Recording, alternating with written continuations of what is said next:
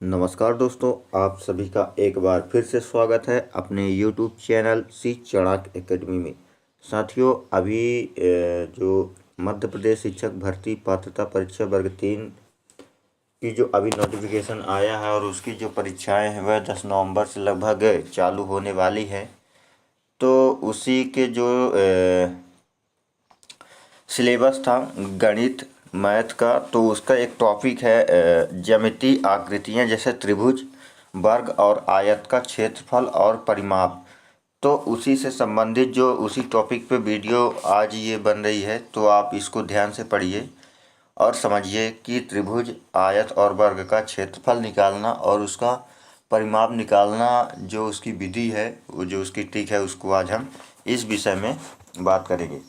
तो साथियों, ज़्यादा देर न करते हुए चलिए हम अपने सेशन को शुरुआत करते हैं और यहाँ पर हम निकालेंगे वर्ग। तो पहला जो हमारा सेशन है साथियों, वो वर्ग है। तो वर्ग में हम देखेंगे कि यहाँ जो वर्ग है साथियों, तो वर्ग एक समतल आकृति है। वर्ग कैसी आकृति है? वर्ग एक समतल आकृति है जिसकी 4 भुजाएं होती हैं और चारों भुजाएं समान लंबाई में है। जैसे मान लीजिए एक कमरा है 13 बाई 13 का, तो उसकी लंबाई भी 13 फीट है और चौड़ाई भी से 13 फीट है। यानी उसकी जो लंबाई और चौड़ाई है वह, और जो चारों भुजाएं हैं वह एक समान होती हैं तथा चारों का जो कोण होता है वह 90 डिग्री का होता है और 2 विकर्ण हो जिनकी लंबाई बराबर है। यानी आप यहाँ पे चित्र पे देख रहे होंगे साथियों, यहाँ पे आप चित्र पर देख रहे हैं, ये जो वर्ग है, ये जो हमारा वर्ग है, तो वर्ग में हम देखेंगे कि एक भुजा ऐसी है और एक भुजा ऐसी है। तो ये दोनों क्या हैं? ये सभी क्या, ये भी 90 का है, ये भी 90 का है, ये भी 90 डिग्री का है और ये भी 90 डिग्री का है। तो यहाँ पे जो इसके जो चारों भुजाएं हैं वह 90 डिग्री पर होती हैं, है ना। और इस पे जो ये एक क्या है? विकर्ण है, ये भी विकर्ण है। तो वर्ग के जो चारों भुजाएं होती है वह समान होती है और 90 डिग्री की होती है और इस पे जो है तो 2 विकर्ण बनते हैं, है ना। ठीक साथियों, अब यहाँ पे हम देखेंगे कि इसका जो वर्ग है, वर्ग का परिमाप कैसे निकालते हैं? तो वर्ग का परिमाप निकालने के लिए 4 इंटू भुजा, चारों भुजाएं जिनकी लंबाई बराबर हो। यानी हम चारों का क्या करेंगे? गुणा करेंगे। तो 4 गुणे भुजा, यानी अगर मान लीजिए ये हमारी एक भुजा है, तो ये हमारी ए ए ए, तो इस पे कितनी भुजा हैं? 4, तो गुणे ए, है ना। तो ये हो जाएगा चारों भुजाओं का योग। यानी इस पे जो है तो चारों भुजाओं का योग ही परिमाप कहलाता है। परिमाप मतलब चारों भुजाओं को जोड़ देना, उनका योग कर देना, ठीक है। यहाँ पे हम देखेंगे साथियों, अगर हम इसका क्षेत्रफल निकालें तो वर्ग का क्षेत्रफल निकालने का क्या सूत्र है? तो ये जो भुजाएं हैं, ये हमारी जो भुजाएं हैं, यहाँ पे हम देखेंगे कि ये ए है, ए है, ए है और ये है। तो इसका अगर हमें क्षेत्रफल निकालना है, तो क्षेत्रफल निकालने के लिए हमें क्या करेंगे? इसमें जो है तो हम एक वो कर देंगे। जैसे ये ए है तो इसमें हम भुजा का वर्ग कर देंगे, यानी चारों भुजाओं को जो है तो जो एक हो जाएगा और इस पर इसका हम वर्ग कर देंगे, ठीक है।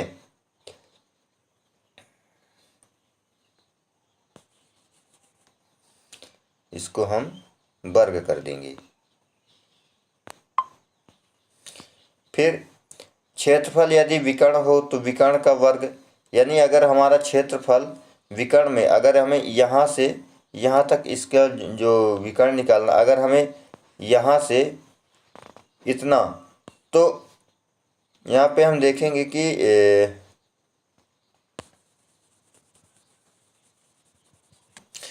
यहाँ पे हम देखेंगे तो विकर्ण यदि एक भुजा दिया हो तो, यानी अगर हमारा वर्ग है उसमें अगर विकर्ण एक भुजा दिया हो तो वह हो जाएगा भुजा गुणे 2√2।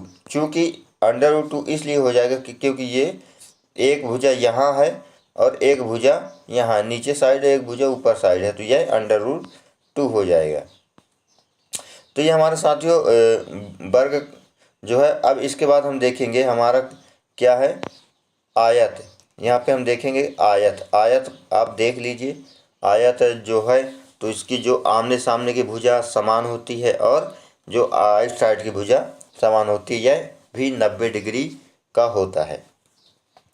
ठीक है साथियों, यहाँ पे हम देखेंगे कि आयत भी वर्ग की तरह समतल आकृति है। आयत कैसी आकृति है, वर्ग की तरह समतल आकृति है और इसके भी सभी कोण 90 डिग्री के होते हैं। और आयत के जो सभी कोण कितने डिग्री के होते हैं, 90 डिग्री के होते हैं।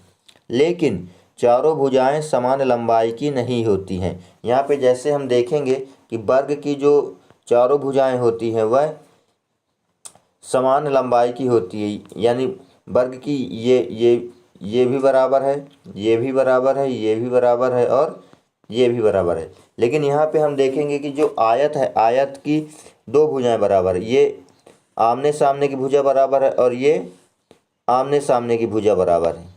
तो यहाँ पे आयत में जो होता है तो आमने सामने की भुजा बराबर होती है। अगर हम आयत का परिमाप देखेंगे साथियों, तो आयत का परिमाप क्या है कि 2 लंबाई गुणे चौड़ाई, लंबाई प्लस चौड़ाई, आयत का परिमाप ये हमारा 2 है और ये एक लंबाई ये है, तो यहाँ एक लंबाई ये और ये, तो एक लंबाई ये हो गई और ये हो गई, तो ये हमारी लंबाई और ये हमारी क्या होगी, चौड़ाई। तो 2 गुणे लंबाई गुणे चौड़ाई है ना, तो ये हमारा परिमाप हो जाएगा। इसके बाद हम देखेंगे साथियों, अगर हम क्षेत्रफल निकालें तो हमारा जो आयत है, हमारा जो आयत है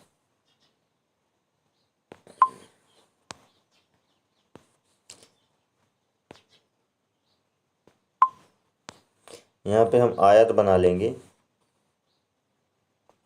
तो हमारा ये जो आयत है, आयत में हम देखेंगे कि क्षेत्रफल तो ये हमारी एक लंबाई हो गई और इसी में हम गुणा कर देंगे और ये, तो ये हमारा क्षेत्रफल आ जाएगा, यानी लंबाई गुणे चौड़ाई। अगर हम विकर्ण की बात करें तो यहाँ पे आप देखेंगे कि विकर्ण है, तो विकर्ण का क्या सूत्र होता है कि √ लंबाई गुणे चौड़ाई, यानी उसका जो है तो √ में आ जाएगा। इसके बाद हम देखेंगे साथियों त्रिभुज। तो त्रिभुज जो होता है, जो हमारा त्रिभुज है, तो त्रिभुज भी एक समतल आकृति है। समतल आकृति क्या है, समान तल पर बनी हुई आकृतियां क्या कहलाती है, समतल, है ना। तो त्रिभुज की कितनी भुजाएं होती है, 3 भुजाएं होती है और तीनों के कोण होते हैं, यानी त्रिभुज है, त्रिभुज की 3 भुजाएं हैं। ये हमारा त्रिभुज हो गया और तीनों का क्या कोण होता है, तीनों का कोण 180 डिग्री होता है। अगर त्रिभुज की हम बात करें तो त्रिभुज में तीनों कोणों का कोण 180 डिग्री होता है। जो कोण त्रिभुज से बाहर बनता है उसे बहिष्कोण कहते हैं। तो जैसे हमारा यहाँ पे देखेंगे कि ये हमारा त्रिभुज है, तो इसके ये तो अंदर हमारा क्या हो गया, कोण हो गया, है ना। ये हमारा अंदर कोण हो गया। लेकिन इसके बाहर की जो भाग है, ये जो बाहर का भाग है, ये बाहर का भाग है, क्या हो जाएगा, ये बहिष्कोण, यानी कोण के बाहर का भाग बहिष्कोण यानी बाहरी कोण कहलाता। तथा जो कोण त्रिभुज के अंदर बनता है, उसे अतः कोण, अतः मतलब आंतरिक कोण, उसे आंतरिक कोण भी कहते हैं, है ना। फिर बहिष्कोण सामने वाले 2 आंतरिक कोणों के योग के बराबर होता है, यानी जो बाहरी का कोण बनता है, जो बाहरी भाग का कोण बनता है वह आंतरिक कोण के योग के बराबर होता है। वह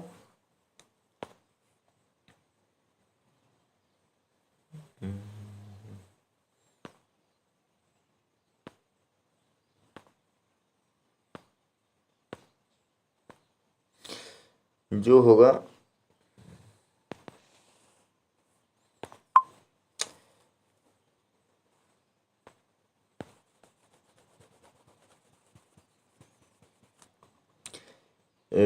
वह त्रिभुज जिसमें एक कोण समकोण यानी 90 डिग्री का हो तो उसे समकोण त्रिभुज कहते हैं। यानी ऐसा कोण जिसका एक कोण कितने डिग्री का होता है, 90 डिग्री का। तो वह जैसे ये 90 डिग्री का है ना, जैसे ये वाला कोण जो है तो ये 90 डिग्री का है, तो यह समकोण कहलाएगा। समकोण के सामने की भुजा कर्ण कहलाती है। जो सामने की भुजा है ये जो सामने की भुजा है ये क्या कहलाती है, कर्ण कहलाती है। यानी ये वाली ये जो है तो ये सामने की भुजा जो है तो यह हमारी कर्ण कहलाएगी, है ना। इसके बाद हम देखेंगे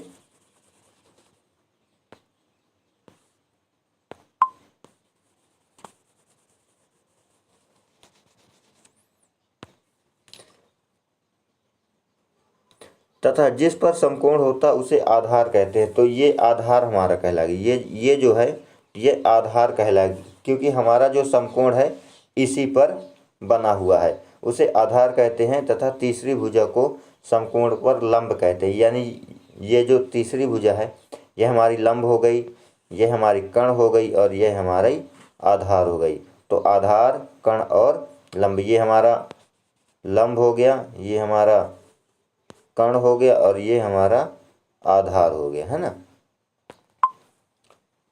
इसके बाद हम देखेंगे साथियों, आप यहाँ पे देख सकते हैं कि त्रिभुज भी कई प्रकार के होते हैं। तो त्रिभुज हम देखेंगे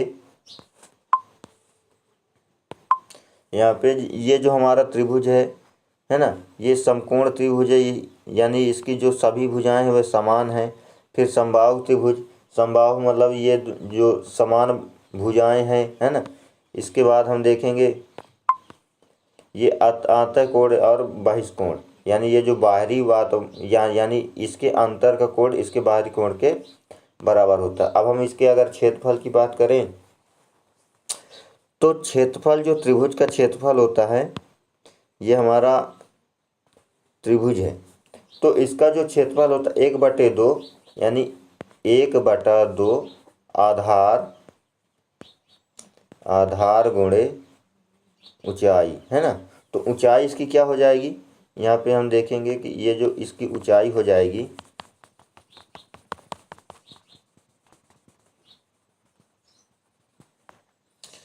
ये हमारी क्या हो जाएगी, ये यहाँ पे हम बना लेते हैं,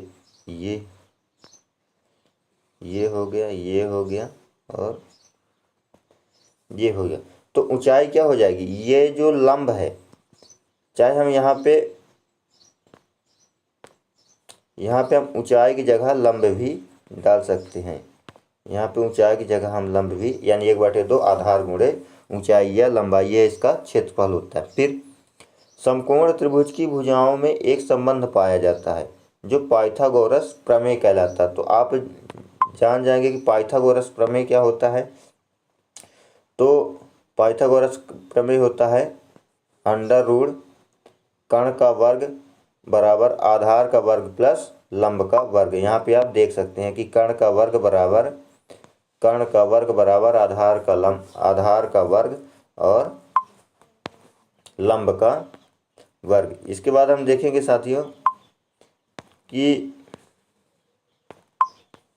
यदि त्रिभुज समकोण त्रिभुज पर ना हो तथा तीनों भुजाएं असमान भुजाएं दी गई हों तो उसका क्षेत्रफल में जो है तो हैरो का सूत्र लगता है। यानी एक त्रिभुज है, त्रिभुज हमारा कैसा है, विषम बाहु, यानी एक भुजा ऐसी है, एक भुजा ऐसी है, एक भुजा ऐसी, यानी इसकी जो तीनों भुजाएं हैं वह क्या है, असमान है। तो इसमें कौन सा सूत्र लगेगा, इसमें जो है तो हैरो का सूत्र लगेगा। यानी हैरो √ S-A और S-C, है ना। तो उसकी जो ये सूत्र कहाँ लगता है, विषम बाहु त्रिभुज में। यानी जिस त्रिभुज की जो तीनों भुजाएं वह असमान रहती हैं उसमें जो है तो यह विषम बाहु त्रिभुज में यह सूत्र लगता है।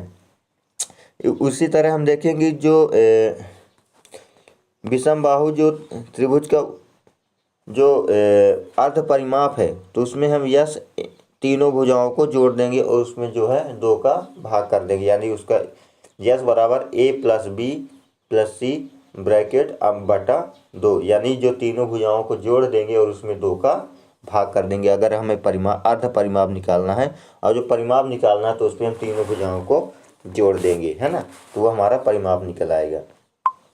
इसके बाद देखेंगे साथियों कि वह त्रिभुज जिसमें सभी कोण बराबर हों तो और इसकी सभी भुजाएं भी बराबर होंगी, तो वह कौन सी, क्योंकि बराबर कोणों की सम्मुख भुजाएं बराबर होती है, ऐसा त्रिभुज समबाहु त्रिभुज कहलाता है। तो सीधी सी बात है कि जो समबाहु त्रिभुज होता है वह उसकी जो तीनों कोण होते हैं वह बराबर होते हैं, उसकी जो तीनों भुजाएं होती है वह बराबर होती है। इसका जो प्रत्येक कोण कितने डिग्री का बनता है, 60 डिग्री का। अगर हम समबाहु त्रिभुज की बात करें तो समबाहु त्रिभुज की जो तीनों भुजाएं होती है वह समान होती है और इसके जो प्रत्येक कोण बनता है वह 60 डिग्री का बनता है। जो इसका प्रत्येक कोण वह 60 डिग्री का बनता है। तो इस प्रकार अगर हम इसका क्षेत्रफल निकालें तो इसका क्षेत्रफल निकालने के लिए साथियों हमें यहाँ